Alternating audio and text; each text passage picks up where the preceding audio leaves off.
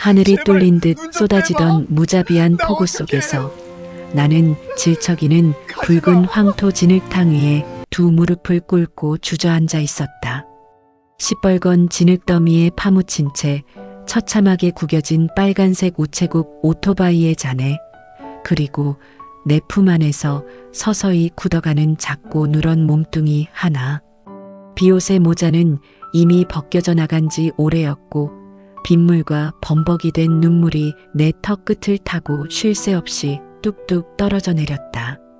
내 투박하고 커다란 두 손은 덜덜 떨리고 있었다. 그 떨리는 손 위에는 평소라면 내 입에 들어가기도 아까워 벌벌 떨었을 가장 비싸고 두툼한 수제 소시지 하나가 껍질이 곱게 까진 채 덩그러니 놓여 있었다. 먹어. 제발 한 입만 먹어봐. 이 빌어먹을 똥개 자식아. 내가 환장하는 고기 특특 사이즈란 말이다. 허공을 향해 치켜든 나의 처절한 오열은 무자비한 빗소리에 먹혀 형체도 없이 흩어졌다.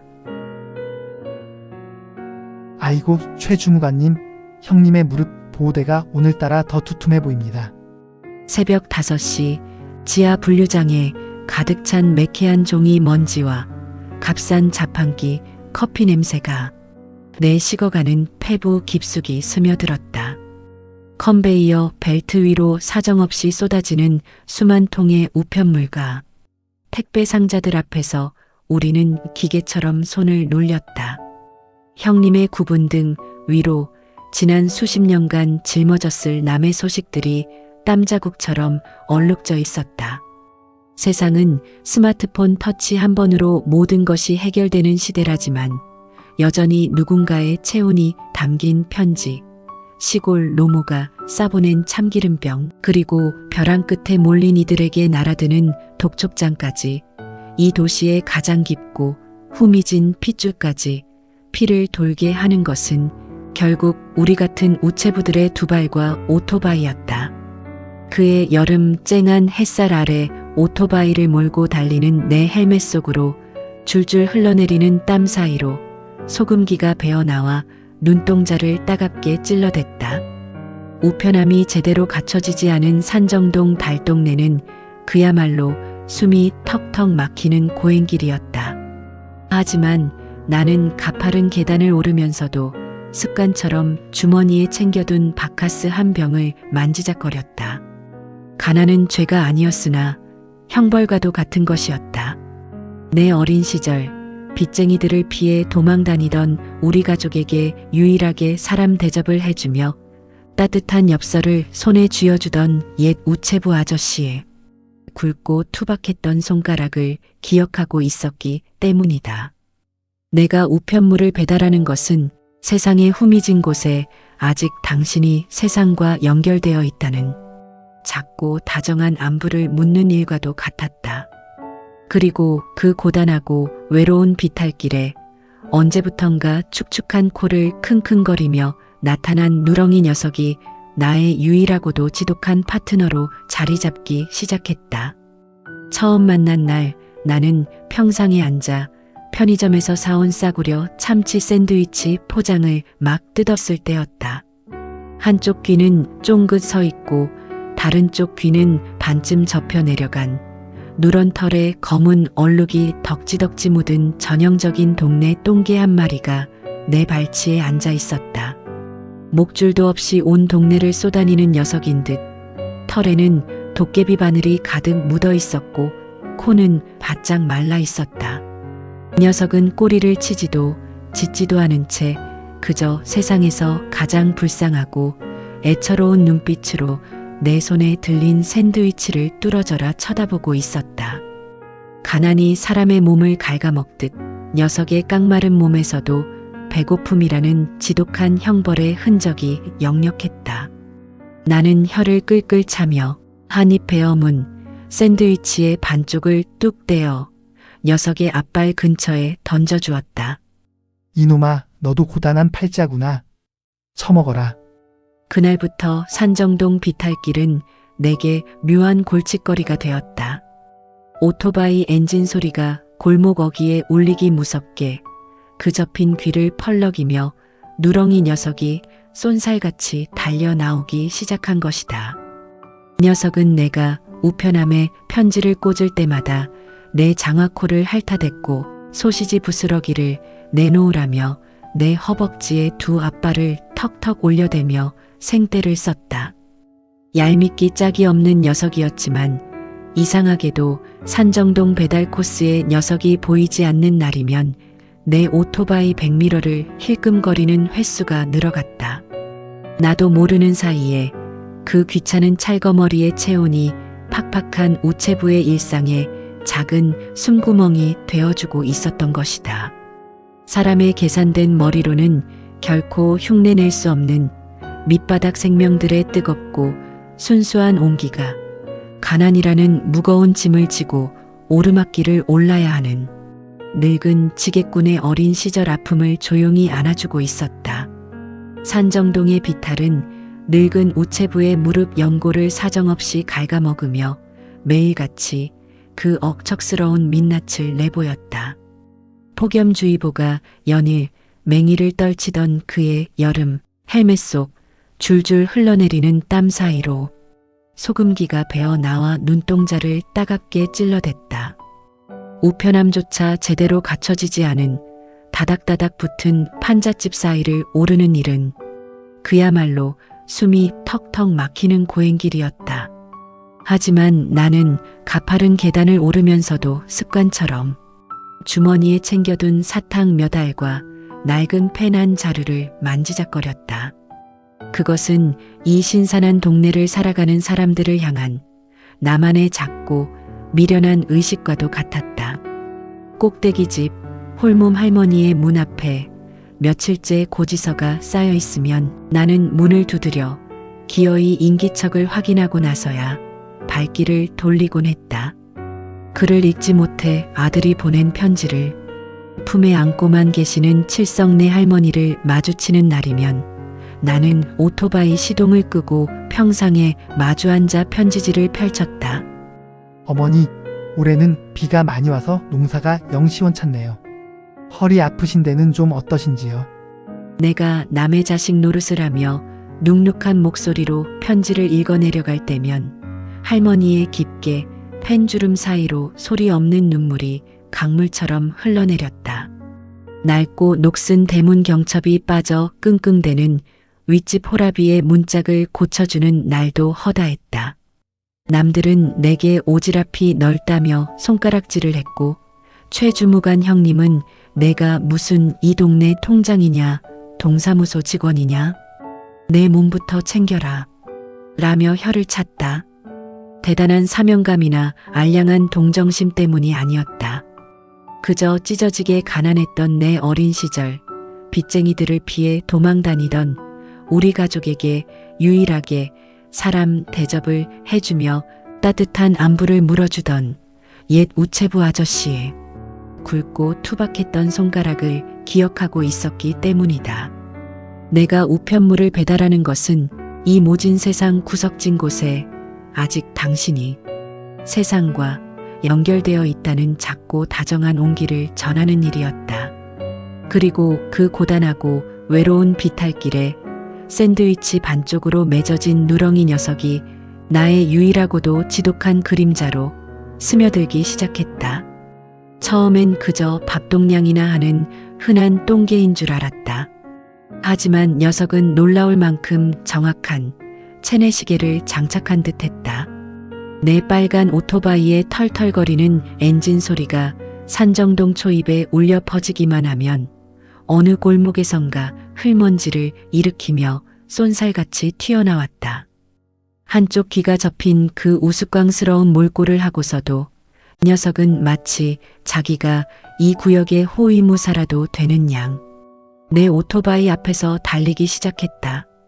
담벼락 위에서 하악질을 해대는 길고양이들을 향해 사납게 지저대며 길을 터주었고 낯선 트럭이 좁은 골목을 가로막고 있으면 비키라며 깡다구 있게 컹컹거렸다. 내가 칠성네 할머니의 편지를 읽어주거나 고장난 대문을 고치느라 땀을 뻘뻘 흘릴 때면 녀석은 얌전히 그늘에 엎드려 나를 지켜보았다. 마치 나의 그 미련한 선행들을 제 눈동자 속에 하나하나 새겨 넣으려는 듯 크고 맑은 흑진주 같은 눈으로 나를 응시하곤 했다. 어느새 나는 편의점에 들을 때면 습관처럼 행사용 소시지를 집어들고 있는 내 모습을 발견했다. 배달을 하다가 인적이 드문 골목에 다다르면 녀석은 어김없이 내 다리에 턱을 괴고 그 아련한 눈빛을 발사했다. 나는 마지못해지는 척 소시지를 껍질째 까서 던져주며 중얼거렸다. 이건 뇌물이 아니라 통행료다. 이 찰거머리야. 먹고 떨어져. 녀석은 소시지를 순식간에 개눈 감추듯 먹어치우고는 고맙다는 듯 내 땀에 절은 바지깃에 제 얼굴을 마구 부벼댔다. 우체국 동료들은 내 오토바이에서 개 냄새가 난다며 타박을 주곤 했지만 산정동 코스에 녀석이 보이지 않는 날이면 내 오토바이 백미러를 힐끔거리는 횟수가 늘어갔다. 퇴근 후 텅 빈 자취방에 돌아와 컵라면으로 끼니를 때울 때면 혼자라는 지독한 외로움 속에서도 그 축축하고 따뜻했던 녀석의 코 촉감이 떠올라 피식 웃음이 새어나오곤 했다. 그 녀석이 단순한 밥벌레가 아니라 나의 고단한 삶을 위로해주는 진짜 파트너라는 것을 뼛속 깊이 깨달은 것은 하늘의 구멍이라도 난 듯 폭우가 쏟아지기 며칠 전 숨통을 조이듯 푹푹 찌던 어느 한낮이었다. 연이은 야근과 살인적인 과로에 시달리던 나는 그날따라 유독 몸이 천근만근 무거웠다. 가파른 계단을 오르다 결국 현기증을 느끼고 낡은 전봇대 아래 털썩 주저앉고 말았다. 이마에선 식은땀이 비오듯 쏟아졌고 가슴이 턱턱 막혀왔다. 이 넓은 세상에 혼자 덩그러니 남겨져 평생 무거운 짐만 지고 비탈길을 올라야 하는 짐수레꾼이 된 것 같은 깊은 서러움이 밀려왔다. 고개를 푹 숙이고 거친 숨을 몰아쉬고 있을 때 코끝으로 시큼하고 퀴퀴한 짐승의 냄새가 훅 끼쳐왔다. 고개를 들어보니 누렁이가 내 앞에 가만히 서 있었다. 평소처럼 꼬리를 치며 소시지를 달라고 조르거나 내 장화를 핥지 않았다. 녀석은 그저 가쁜 숨을 내쉬고 있는 나를 가만히 올려다보더니 내 곁으로 다가와 털썩 주저앉았다. 그러고는 자신의 그 따뜻하고 부드러운 옆구리를 내 허벅지에 기댄 채 무거운 내 흙투성이 장화 위로 제 턱을 가만히 내려놓았다. 아무 말도 아무런 요구도 없는 온전한 체온의 위로. 그 조그만 몸집에서 전해지는 묵직한 온기가 이상하게도 내 식어가는 심장으로 왈칵 밀려들어왔다. 나는 떨리는 손을 뻗어 녀석의 거친 털을 쓸어내렸다. 녀석은 기분 좋은 듯 눈을 지그시 감으며 짧게 한숨을 내쉬었다. 그 순간 우리는 팍팍한 세상을 함께 버텨내는 늙은 우체부와 버려진 똥개가 아니라 서로의 고단한 등허리를 기대며 살아가는 유일한 피부치와도 같았다.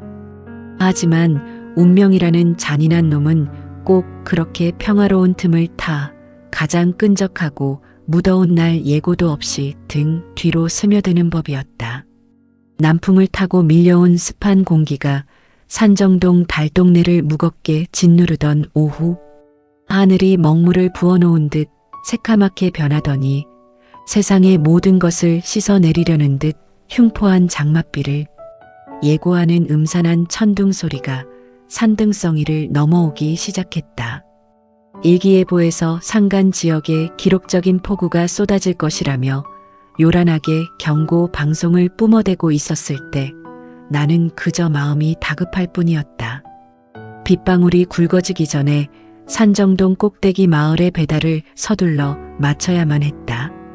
며칠 전부터 약값이 떨어져 애타게 딸의 소포를 기다리던 칠성네 할머니의 얼굴이 눈에 밟혔다. 나는 최주무관 형님의 만류에도 불구하고 엑셀을 거칠게 당기며 산정동 오르막길 초입에 다다랐다. 컹, 컹컹컹, 끙컹. 그때 누렁이가 나타났다. 하지만 평소와 달랐다. 꼬리를 흔들지도 내 장화에 코를 비비지도 않았다. 털이 비에 젖어 뼈만 앙상하게 남은 생쥐꼬를 한 녀석은 내가 올라가야 할 비탈길 한가운데를 딱 가로막고 서서 미친 듯이 앞발로 아스팔트를 긁어대며 이빨을 드러내고 있었다.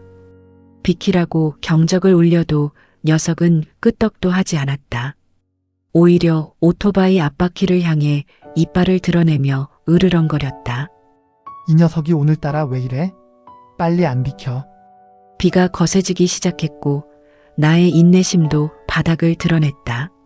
나는 오토바이에서 내려 녀석을 옆으로 밀쳐내려 했다. 그 순간 누렁이가 번개처럼 달려들어 내 노란 우비의 바짓가랑이를 사정없이 꽉 물고 늘어졌다. 평소에 장난스러운 입질이 아니었다.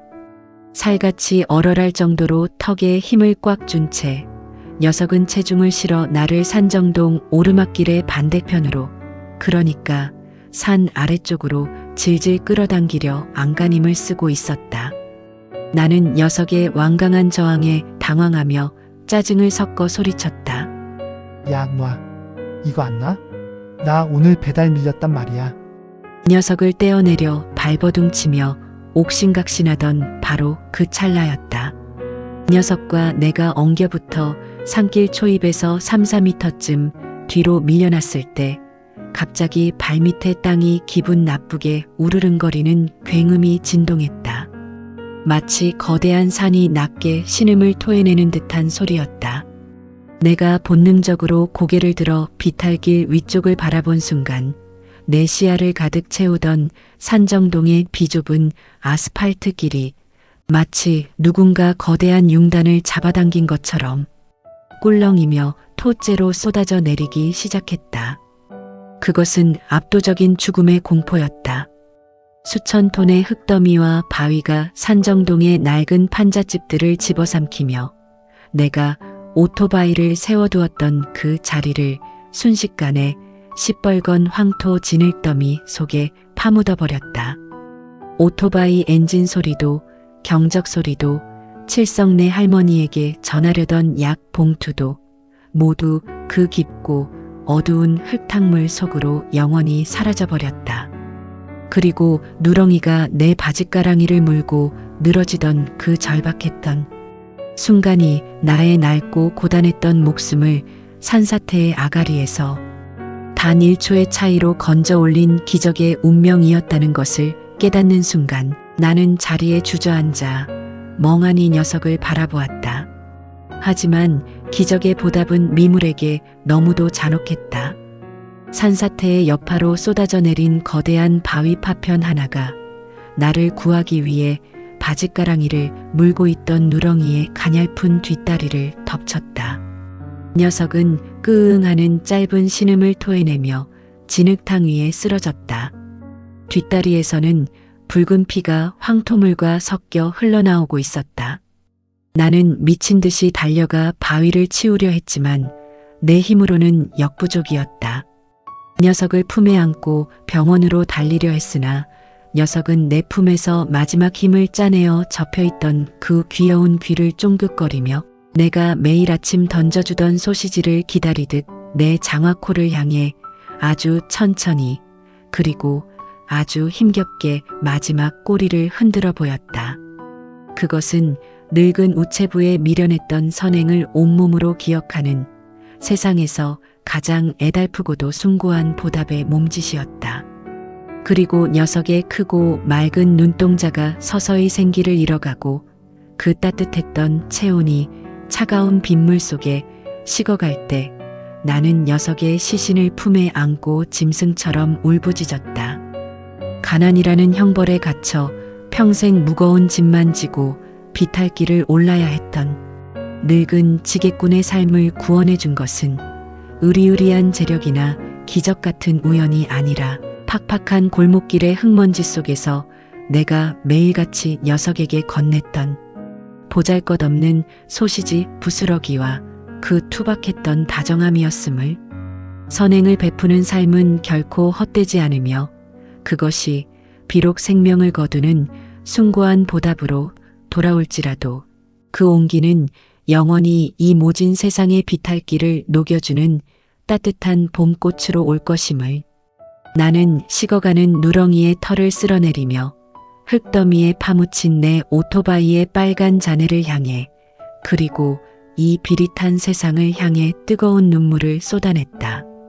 하늘이 뚫린 듯 쏟아지던 무자비한 폭우 속에서 나는 질척이는 붉은 황토 진흙탕 위에 두 무릎을 꿇고 주저앉아 있었다. 시뻘건 진흙더미에 파묻힌 채 처참하게 구겨진 빨간색 우체국 오토바이의 잔해, 그리고 내 품 안에서 서서히 굳어가는 작고 누런 몸뚱이 하나.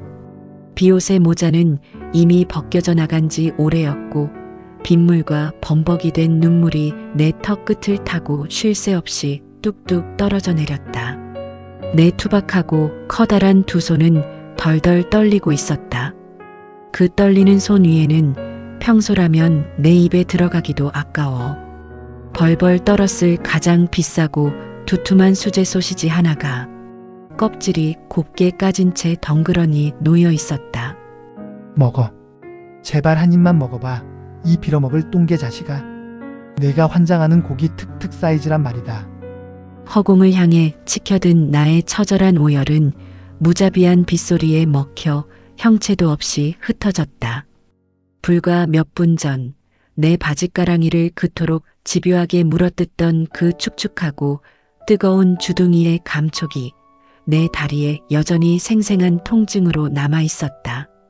산이 무너져 내리는 그 압도적인 죽음의 융단 폭격 속에서 녀석은 제 목숨을 던져 나를 뒤로 끌어당겨 살려낸 것이다.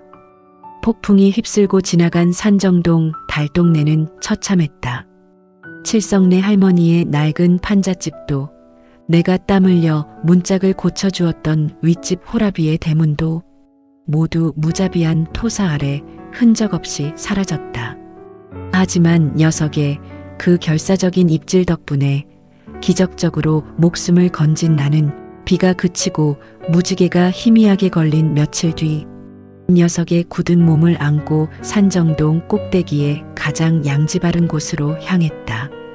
매일 아침 내가 헐떡이며 오토바이를 몰고 올라올 때마다 녀석이 꼬리를 치며 나를 기다리던 바로 그 비탈길의 어귀였다. 나는 맨손으로 물기 머금은 흙을 파내고 녀석을 뉘었다. 평생 목줄 한 번 메어보지 못한 채 세상의 천덕꾸러기로 살았던 녀석이 이제는 영원히 배고프지 않고 춥지 않기를 바라며 내가 입고 있던 우체국 유니폼 겉옷을 벗어 녀석의 조그만 몸을 따뜻하게 감싸주었다. 시간은 무심하게도 흐르고 찢어진 상처 위로도 굳은 살은 배어난다. 그해 여름 잔혹했던 산사태 이후 산정동 비탈길은 시에서 예산을 들여 옹벽을 세우고 넓은 아스팔트 길로 말끔하게 포장되었다. 이제는 오토바이 기어 1단으로 힘겹게 엔진을 터뜨리지 않아도 콧노래를 부르며 수월하게 오를 수 있는 편안한 길이 되었다. 나의 무릎 관절염도 더는 악화되지 않았고 최주무관 형님은 무사히 정년퇴직을 맞이했다. 모든 것이 평온하고 매끄러워졌다. 하지만 나는 안다. 이 반듯하게 포장된 아스팔트 길 가장 깊은 밑바닥에는 나를 살리기 위해 흙더미에 깔려 부서졌던 작은 짐승의 뼈와 붉은 피가 스며 있다는 것을. 세상 사람들은 늙은 우체부가 천운을 타고 나서 산사태를 피했다고 수군대지만 헬멧 사이로 불어오는 선선한 바람 속에서 이따금 환청처럼 녀석의 경쾌한 발소리가 오토바이 바퀴 소리에 섞여 들려오는 듯하다. 산정동 초입의 양지 바른 옹벽 아래 작은 돌무더기가 쌓인 곳에 오토바이를 세운다. 주머니에서 편의점 봉투를 부스럭거리며 꺼내어 행사용 소시지의 껍질을 깐다. 이건 뇌물이 아니라 통행료다. 이 찰거머리야. 많이 먹어라. 새로 깐 소시지를 돌무더기 앞에 조심스레 내려놓는다. 낡은 장화코를 문지르던 녀석의 축축하고 따뜻했던 온기가 내 메마른 종아리를 타고 가슴 깊은 곳까지 뭉클하게 번져온다. 내 인생의 가장 춥고 외로운 길목에서 녀석이 내어준 그 고귀한 사랑 하나면 남은 생에 어떤 비탈길도 넉넉히 넘어설 수 있을 것 같다. 세상에서 가장 작고 비천했던 생명이 내게 남겨준 영원히 지워지지 않을 다정한 발자국과 함께 말이다. 스방극장 구독, 좋아요 부탁합니다.